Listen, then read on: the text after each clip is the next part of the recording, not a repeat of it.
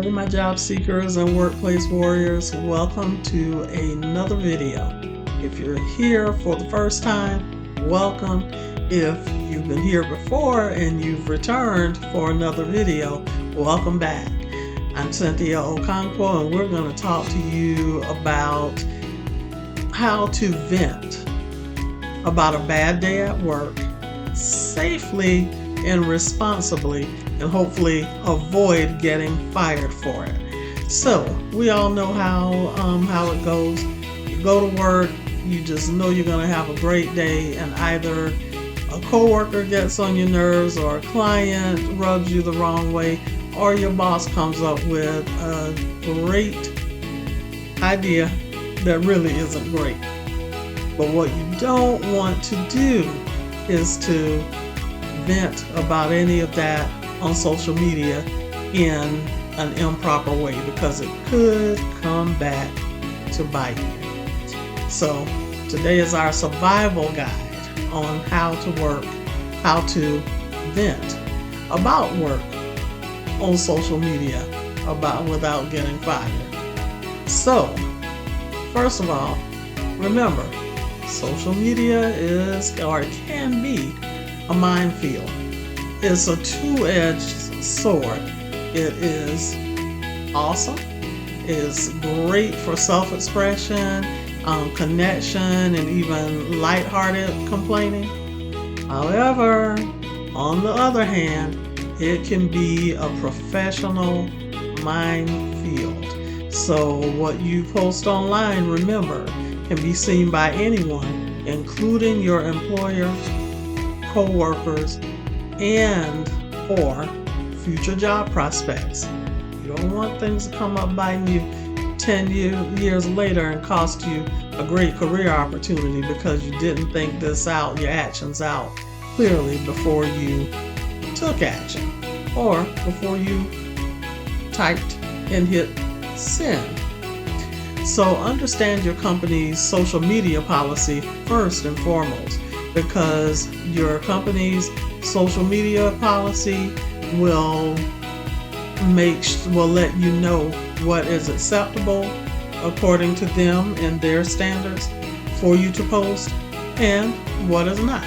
So make sure that you know what those guidelines are, and know that all company policies are designed to protect both the company and its employees. So familiarize yourself. That's why I tell my clients, familiarize yourself beginning from day one, or before, if you can find anything about the organization's policies before you even start on day one. See if they'll go ahead after you sign your offer letter and give you a copy of the handbook, or electronic access to the handbook, so that you can start studying their policies. So just think about it. You work at a certain organization and they have a strict policy against sharing work-related information online. However, you fail to read the policy and familiarize yourself or ask questions about it, and you vent about a particular project that you're involved in, and you do so on Twitter. Next thing you know, you're in a meeting with HR trying to explain why you violated the company's confidentiality policy. That won't be fun. Don't put yourself through that. Number 2, if you're going to vent, keep it vague and general. Please do not divulge specific names of people involved in workplace situations, or the name of your company or clients. That is a no-no. General complaints may be safe about, just saying I had a bad day at work, or a rough day at work, or a rough week, or a trying week at work. But you don't want to say that my boss, Scott, just gave me a ridiculous task. How are you going to explain yourself out of that when you return to work and you realize that Scott's son or brother or sister is a friend of yours on that social media platform that you posted on, and they tell him that you posted about him on social media? So instead of saying that my boss at ABC Company is a nightmare, try something like, I had a challenging day at work today, but there's always tomorrow. Here's to a better day. Most employers are not going to have a problem with that. So think about it. Number 3, use private channels.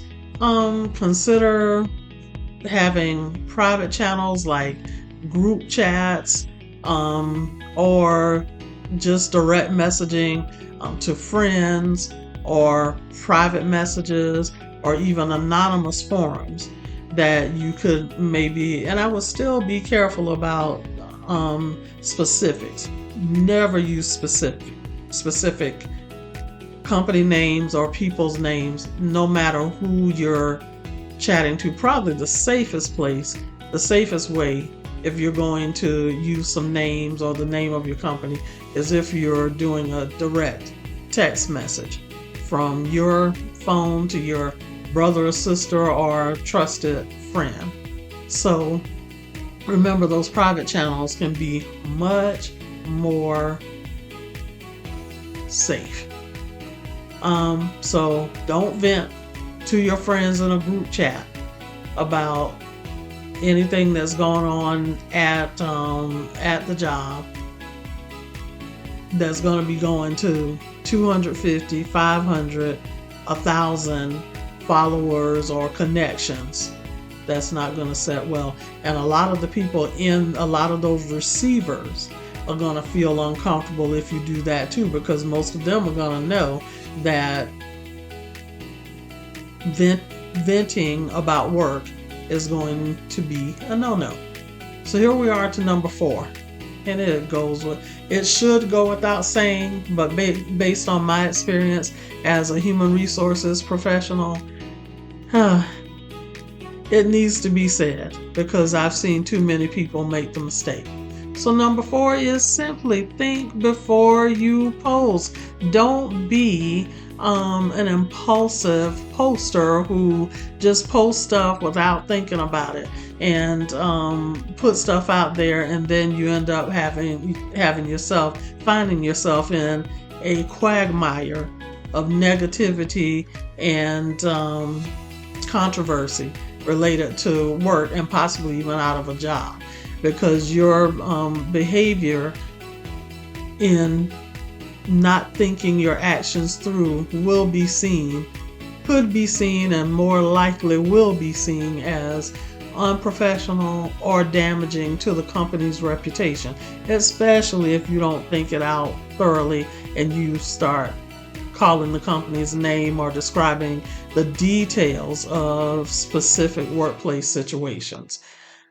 So before posting, I hate my job, think about how that's going to look to your boss or to other representatives of your employer.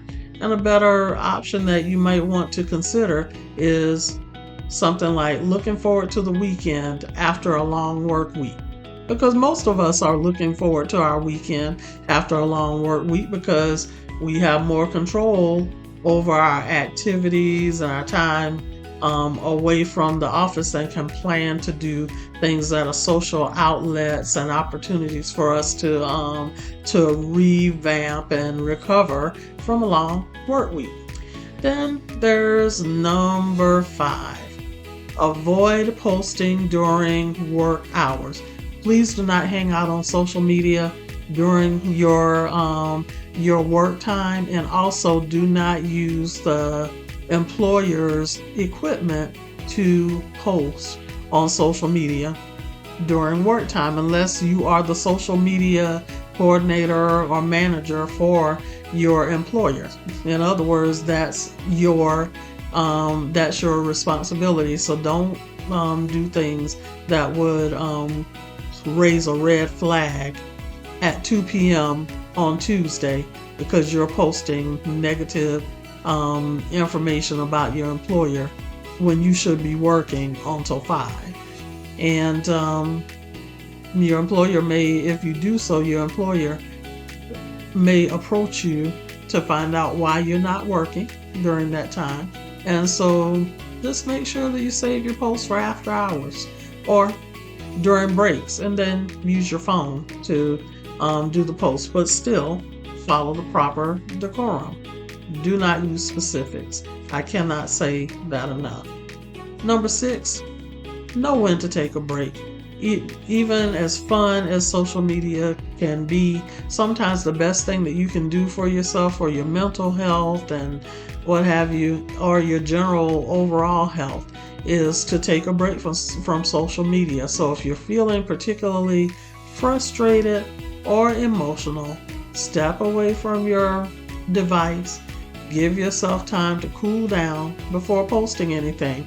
Hopefully that time will give you an opportunity to think about things rationally and to make sure that when you get back on social media that you are conducting yourself in an appropriate manner that won't place your continued employment in jeopardy. So instead of immediately tweeting about how annoying your coworker's loud talking or chewing or whatever is, take a walk, grab a coffee or a caffeinated beverage of your choice and revisit the idea later. And you might find that once you give yourself a little time to regroup, that you no longer feel the need to post about the situation. Cooler heads will hopefully prevail. So, number 7, be mindful of your digital footprint. And this is something that so many people I have seen as an HR professional do not take into consideration. Once you post it, it is no longer yours, especially when you post something online to a group of followers whom maybe half of them you may not even truly know personally, what have you. They can forward that information, and in this digital world, it is a very small world. You may not think so, but it really is, and you never know who knows whom, and your post can get back to someone who is closely associated with your employer or one of your managers or what have you, a decision maker in your company, and you could find yourself in hot water having to do a whole lot of explaining. So just understand that even if you delete something after you post it, it's not deleted. Someone is going to be able to go back in the World Wide Web and find it. And as you know, people do not mind sharing, especially things that cause controversy. They tend to get more joy out of doing that than posting positive things, unfortunately. So, number 8 is focus on solutions, not just posting complaints. So if you feel the need to post about work, try to focus on not complaining so much, but more so a solution to the issue that has you a little annoyed or miffed. So offering constructive criticism or discussing how you're handling a challenging situation at work can show maturity and professionalism. So instead of complaining about the new software that your employer just spent thousands or hundreds of thousands or more dollars on providing, trying to make the workplace better, try having some issues with the new software instead of saying that it's terrible software. If you need to post, just say that you're having some issues with new software at work, but working on finding solutions. And then you probably could say what the software is and then just ask your tribe or your followers or your network, does anyone have any experience with that particular software platform? You'll be surprised how many people will be more than happy to try and help you resolve the issue. Then number 9, have separate personal and professional profiles. This is another big mistake that I see some people do. They don't separate their private lives from their personal lives from their so-called professional lives. They mix the two. That is not something that you want to do, because you never know when someone may post something about you in your network that you would never want an employer or a potential employer to see, let alone your current employer. And so the best thing to do is to have a personal social media platform if you want to do that, and then have a separate one for professional matters. You will be glad that you did. Then number 10, seek support offline. That could include friends, family members, or even a therapist about your work woes. Most employers these days have employee assistance or EAP programs, and those programs, most of them are excellent and can help you to deal with work-related frustrations or just life frustrations in a healthy and professional and upstanding, mature manner. So instead of posting about your horrible day, have a venting session with your friend or with a family member or with a trained professional, a therapist, who can help you work out those emotions in an acceptable manner. And guess what? Typically, it's at no cost to you. So, those are the 10 tips that I have for you, but I have a bonus for you.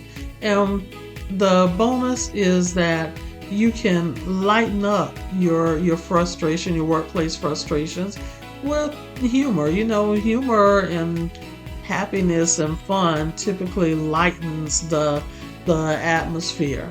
So, and it can go a long way to having putting a positive spin on your post. So if you can find a way to add a lighthearted twist to your venting, it could make your posts a whole lot more palatable and engaging to more people, and less likely to be taken the wrong way. So instead of posting that I'm drowning in emails, you can say something like, I'm pretty sure my email inbox is plotting against me. If you don't hear from me, send help. That's some light humor that is totally acceptable in most cases. Most of us can relate to having the overflowing email inbox, and would feel that post is not offensive or controversial in any way. So, as we conclude this session, just make sure that you remember that venting about on social media about work doesn't have to be a career-ending move. But if you follow professional, stick to having or maintaining a professional image, and you stick to these tips that I've shared with you, then you can protect your job security by still expressing yourself in a healthy manner. And remember to always think before you post. If more people would think before they take action, they wouldn't find themselves in as many uncomfortable situations.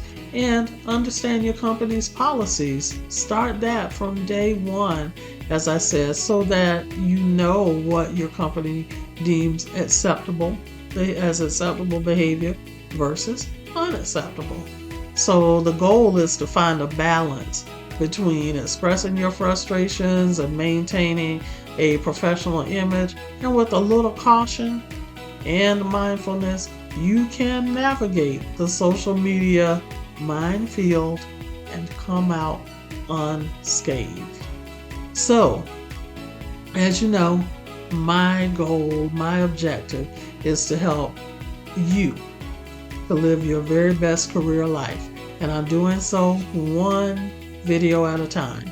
So I would love it if you would like, share, and subscribe. And when you share it with other people who want to live their very best life as well. And come back often. I welcome you to come back often and watch future videos. I release them weekly, and just love doing so and making a difference in everyone's work-life success.